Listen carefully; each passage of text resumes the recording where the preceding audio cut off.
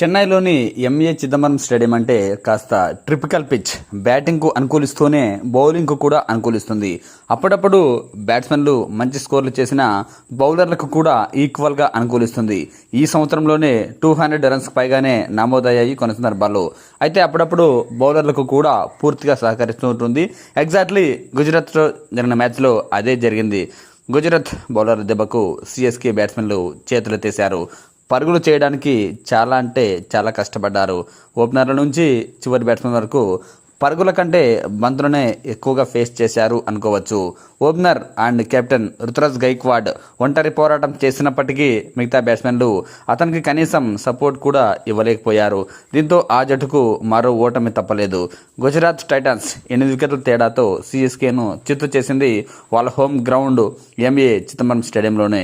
ఈ మ్యాచ్లో లాస్ట్ మ్యాచ్లో సెంచరీ చేసిన సంజు శాంసన్ ఈ మ్యాచ్లో పూర్తిగా డిసప్పాయింట్ చేశాడు.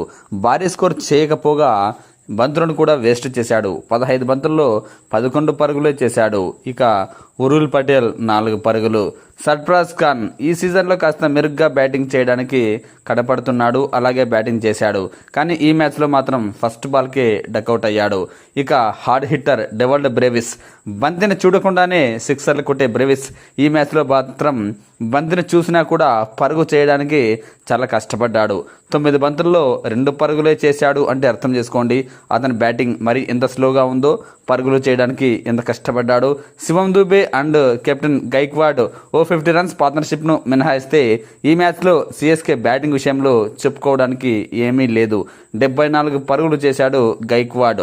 నాట్అవుట్గా నిలిచాడు. 60 బంతుల్లో 6 ఫోర్లు 4 సిక్సర్లతో.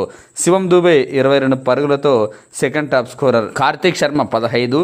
జేమీ ఓవర్టన్ ఆడింది 1 ఓవరే కానీ 18 పరుగులు చేశాడు. ఎగ్జాక్ట్లీ 6 బంతులకు 18 పరుగులు, 3 ఫోర్లు 1 సిక్సర్తో.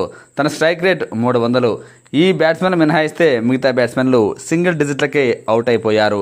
ఇక గుజరాత్ బౌలింగ్ ఎంత కన్సిస్టెన్సీగా అంటే అంత కన్సిస్టెన్సీగా బౌలింగ్ వేసింది ఈ మ్యాచ్లో. లాస్ట్ మ్యాచ్లో రబాడా భారీగా పరుగులు ఇచ్చాడు.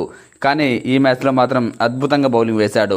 4 ఓవర్ల తన స్పెల్లో 25 పరుగులు మాత్రమే ఇచ్చి 3 వికెట్లు తీస్తే అర్షద్ ఖాన్ 2 వికెట్లు తీశాడు. మిగతా బౌలర్లు షమి 4 ఓవర్ల తన స్పెల్లో 24 పరుగులు కూడా ఇవ్వలేదు, 1 వికెట్ తీశాడు.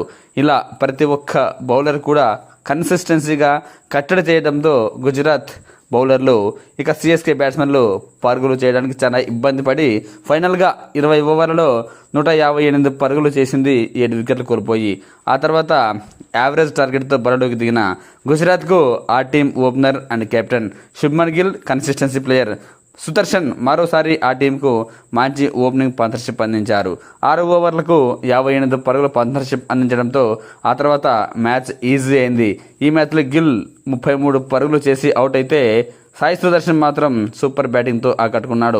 87 పరుగులతో 4 ఫోర్లు 7 సిక్సర్లతో 46 బంతుల్లోనే 87 పరుగులు చేశాడు. అటు one down batsman Jos Buttler 39 పరుగులతో రాణించాడు. ఇలా జస్ట్ 2 వికెట్లు మాత్రమే కోల్పోయి గుజరాత్ ఈ మ్యాచ్లో గెలిచింది.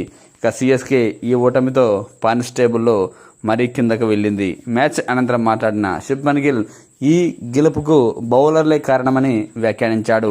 ఈ పిచ్ బ్యాటింగ్ చేయడానికి మరి అంత కష్టమేమీ లేదు, కానీ మా బౌలర్లు కట్టడి చేశారు.